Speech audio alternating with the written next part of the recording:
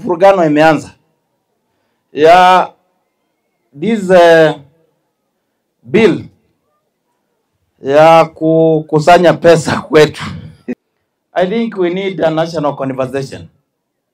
Watu ni vizuri tuzungumze, kwa sababu tukianzana hivyo watu wengine huko Mombasa wataanza hivyo, wengine huko Nyanza, wengine mahali ingine watasema tunakataa. Unakataa nini? Kwanza tusome ile utaki, kuna public participation, tuingie kule, kwa sababu tukianza hiyo ikianza hivyo, nimeanza kuona I think it is even a danger to our national stability, to our national security of this country. We need to be together. Let's love our country.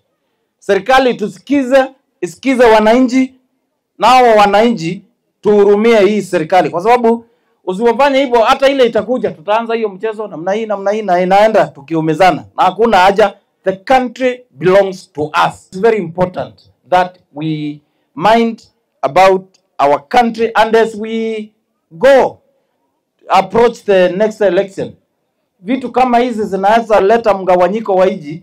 Tafadhali viongozi wetu wale wako kule juu, ni vizuri we talk together, we talk to each other, we discuss, so that even when that time comes to hand over, una hand over a stable country.